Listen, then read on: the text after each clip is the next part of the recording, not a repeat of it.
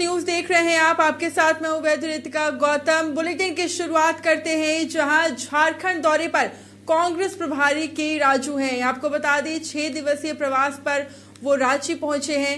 वहीं आज सिमडेगा और चाईबासा का वो दौरा करेंगे और इस दौरान प्रदेश अध्यक्ष केशव महतो कमलेश भी साथ रहेंगे। तो बड़ी जानकारी आपको दे रहे हैं जहां कांग्रेस प्रभारी के राजू वो 6 दिवसीय दौरे पर रांची पहुंचे हैं, जहां वो कई कार्यक्रमों में शामिल होंगे। और आपको सबसे पहले ये जानकारी देते हैं कि वो चाईबासा और सिमडेगा का दौरा करेंगे और इस दौरान उनके साथ कांग्रेस प्रदेश अध्यक्ष केशव महतो कमलेश भी साथ रहेंगे।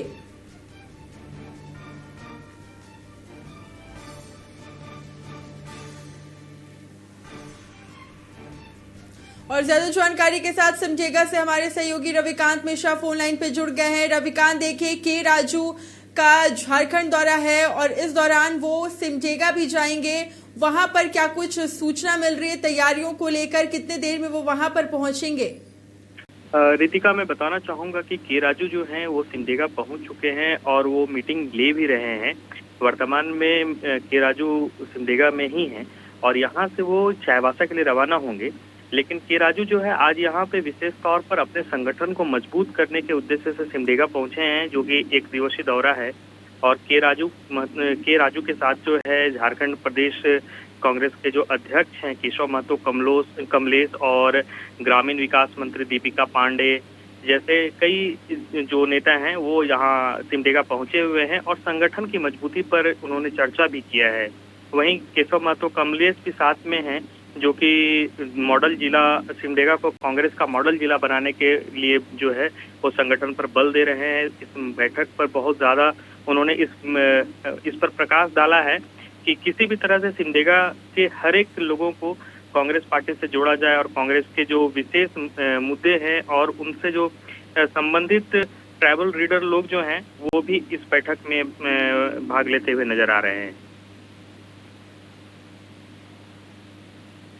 जी बिल्कुल, बहुत बहुत शुक्रिया। और इसी खबर पर ज्यादा जानकारी लेते हैं। हमारे सहयोगी विशाल हमारे साथ लाइव जुड़ चुके हैं। विशाल, देखिए झारखंड दौरे पर हैं के राजू और इस दौरान अभी हमने सिमडेगा से भी जानकारी ली जहां पर के राजू सिमडेगा पहुंच चुके हैं। और देखिए कई सारी चीजें ऐसी है, कई सारे मुद्दे ऐसे हैं जिस पर के राजू मिलकर चर्चा करेंगे, बैठक करेंगे। लेकिन सबसे बड़ा सवाल यही है विशाल, ये दौरा 1-2 दिवसीय नहीं बल्कि 6 दिवसीय है। कितना महत्वपूर्ण है ये दौरा? और इसके बाद झारखंड के परिप्रेक्ष्य से बात करें तो क्या कुछ बदलाव भी देखने को मिल सकता है?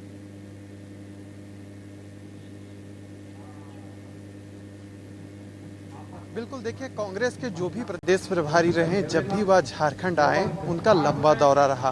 के राजू को प्रदेश प्रभारी का प्रभार मिला और वह भी झारखंड आए। कई बार उन्होंने विधायकों के साथ, मंत्रियों के साथ, कार्यकर्ताओं के साथ बैठक की। अब इस बार इनका जो दौरा है 6 दिवसीय दौरा है और कारण एक ही है, उनका उद्देश्य एक ही है कि संगठन में कैसे जान फूंका जाए। साथ ही साथ जो झारखंड के ज्वलंत मुद्दे हों, चाहे वह सरना धर्म कोड का मामला हो, पेशा कानून का मामला हो या अन्य राजनीतिक मसले हों, उन्हें कैसे सुलझाया जाए, कार्यकर्ताओं के साथ बैठकर उनका मंतव्य जाना जाए, उनके विचार जाना जाए, इसी उद्देश्य के साथ के राजू झारखंड पहुंचे हैं। देखिए झारखंड कांग्रेस के लिए काफ़ी महत्वपूर्ण माना जा रहा है, क्योंकि यह दूसरी बार है जब मुख्यमंत्री हेमंत सोरेन के नेतृत्व में गठबंधन दलों ने मिलकर सरकार बनाई और कांग्रेस की जो भूमिका है वह काफ़ी अहम है गठबंधन दल के अंदर। यही कारण है कि कोई भी अगर मुद्दा होता है, कोई भी विषय होता है तो उसका आकलन करना, उस पर चर्चा करना सभी राजनीतिक दलों का धर्म होता है और खास कर उन राजनीतिक दलों के लिए जो कि सत्ता में होते हैं। तो देखिए के राजू आए हैं और जो सबसे बड़ा माना जा रहा है वह पेशा कानून को लेकर है, क्योंकि देखिए जो पेशा एक्ट अगर हम उसकी बात करें तो लंबे समय से झारखंड में मांग की जा रही थी कि जल्द से जल्द पेशा कानून लागू होनी चाहिए। लेकिन देखिए अभी हेमंत सोरेन की सरकार है, ड्राफ्ट बनकर तैयार है, बस इंतजार किया जा रहा है कि पेशा एक्ट को झारखंड में कब लागू किया जाएगा। देखिए कुल 10 राज्यों जो ऐसे हैं भारत में जहां पर पेशा कानून लागू होना चाहिए था, केवल उड़ीसा और झारखंड बचा हुआ है। ड्राफ्ट बनकर झारखंड में तैयार है।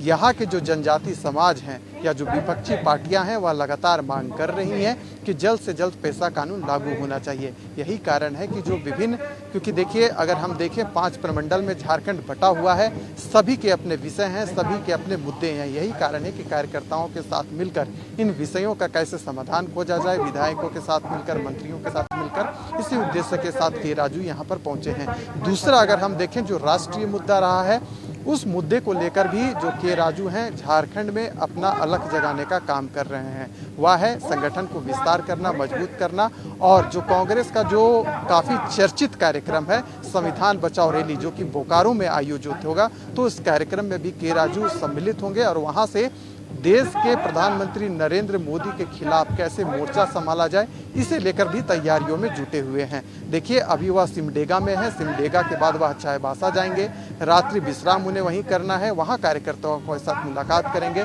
जो जिला अध्यक्ष के साथ है उनकी भी वहां पर बैठक है। यानी कि कुल मिलाकर देखा जाए तो जो 6 दिवसीय कार्यक्रम, या हम यूँ कह लें जो 6 दिवसीय दौरा है के राजू का, झारखंड के दृष्टिकोण से काफ़ी अहम माना जा रहा है। जी रितिका। बिल्कुल विशाल, देखिए जिस तरीके से आपने जानकारी दी, चाईबासा और सिमडेगा दौरा उनका है, उसके बाद वो बोकारो भी जाएंगे। लेकिन इस दौरान जो जानकारी मिल रही है, जिस तरह से आपने बताया, पेशा कानून और साथ ही सरना धर्मकोड पर भी चर्चा करेंगे और एससी नेताओं के साथ भी बातचीत करेंगे। तो इसे लेकर क्या कुछ जानकारी मिल रही है विशाल?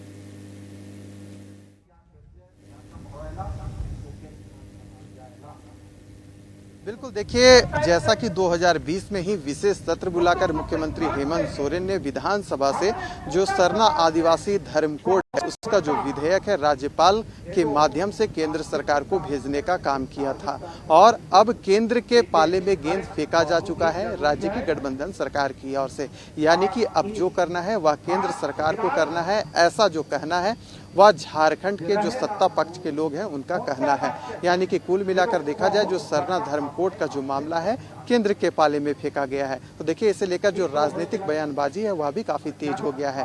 भारतीय जनता पार्टी की अभी केंद्र में सरकार है, लेकिन भारतीय जनता पार्टी का इस मसले पर कहना है कि 2014 में खुद सुदर्शन भगत जो कि बीजेपी के सांसद हैं, उन्होंने भी सरना धर्म कोड का मसला उठाने का काम किया गया था। उस समय देश में कांग्रेस की ही सरकार थी और कांग्रेस की सरकार ने ही कहा था कि सरना धर्म कोड टेक्निकली रूप से लागू नहीं हो सकता है। तो देखिए इस राजनीतिक बयानबाजी के बीच, क्योंकि केंद्र में बीजेपी की सरकार है, बीजेपी की सरकार ने ही उल्टा कांग्रेस को घेरने का काम किया था, यही कारण है कि फिर से एक नई दृष्टिकोण से और एक नए विचार आदान प्रदान के साथ कैसे इस पर रणनीति बनाया जाए, इसे लेकर ही के राजू का झारखंड आगमन हुआ है। केवल देखिए जब भी कोई बड़े नेता होते हैं, खास करके जो प्रदेश प्रभारी होते हैं, एक विषयों को लेकर उनका इतना बड़ा जो कार्यक्रम का रूपरेखा है नहीं बन सकता। देखिए इसमें कई सारी बातें हैं, खास कर कांग्रेस पार्टी को जमीनी स्तर पर कैसे मजबूत किया जाए, पार्टी के अंदर जो अंदरूनी कला है कैसे उसे दूर किया जाए, पेशा कानून, जैसा कि आपने कहा रितिका कि पेशा कानून को लेकर कांग्रेस का क्या विचार है। देखिए चाहे जो कांग्रेस के प्रवक्ता हो या अन्य जो उनके जो बड़े पदाधिकारी हैं, उनका कहना है कि पेशा कानून झारखंड में लागू होना ही चाहिए था, लेकिन रघुवर दास की सरकार ने इसे टाल मटोल कर रोके रखा। अब हमारी सरकार आई है, बात विचार कर इसे राज्य में लागू कर दिया जाएगा। हम जनता के साथ खड़े हैं, यहाँ के जल जंगल जमीन कैसे बचे और खास कर आदिवासी समाज की जो परंपरा है वह कैसे बचा रहे, इसे लेकर कांग्रेस अग्रसर है। तो देखिए कांग्रेस पार्टी अपना स्टैंड क्लियर कर चुकी है कि सरना धर्म कोड हमने तो लागू कर दिया, अब केंद्र सरकार का है काम कि वह लागू करती है या नहीं। दूसरा, पेशा कानून को लेकर उनका कहना है कि ड्राफ्ट बनकर तैयार है, हम लोग विचार कर रहे हैं, जल्दी से राज्य में लागू कर दिया जाएगा। यानी कि कुल मिलाकर देखिए कांग्रेस ने अपना स्टैंड क्लियर कर दिया है। आचार जो विचार है, जो मंथन है वह जारी है। के राजू जब रांची आएंगे, क्योंकि उनका रांची में भी कार्यक्रम होगा। हम अक्सर देखते हैं कि जब भी कोई बड़े चेहरे, बड़े नेता वो जब झारखंड दौरा करते हैं, भले ही वो सत्ता पक्ष के हो या फिर विपक्ष के हो, तो हम ये भी देखते हैं प्रतिक्रियाओं का दौर भी, जुबानी हमलों का भी दौर जारी रहता है। तो क्या के राजू के आने पर विपक्ष की तरफ से कोई प्रतिक्रिया सामने आई है, खास तौर से बीजेपी की बात करें तो?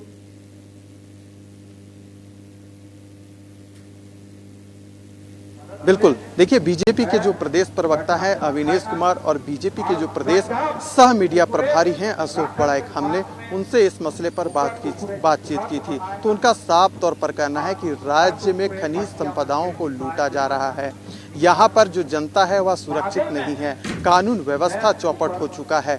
ऐसे में जो के राजू यहाँ पर आए हैं उसका कोई भी सकारात्मक असर राज्य में नहीं पड़ने वाला है। यानी कि कुल मिलाकर देखा जाए तो जो विपक्ष है उनका साफ तौर पर कहना है कि सत्ता पक्ष के कोई भी बड़े विधायक, कोई भी बड़े मंत्री या कोई भी बड़े अधिकारी आ जाएं, झारखंड राज्य का मुख्यमंत्री हेमंत सोरेन के नेतृत्व वाली सरकार में कुछ भी नहीं हो सकता है। जब हमारी सरकार थी यानी रघुवर दास का उदाहरण देते हुए उन्होंने बताया कि विकास की जो गति है वह काफी तेज थी, चहुमुखी विकास हो रहा था।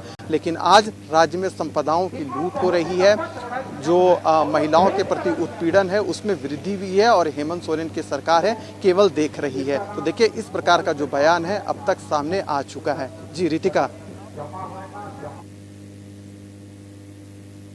जी बिल्कुल, बहुत बहुत शुक्रिया विशाल, तमाम जानकारी के लिए आप नजर बनाए रखिएगा। हम आगे भी आपसे ताज़ा अपडेट्स लेते रहेंगे। तो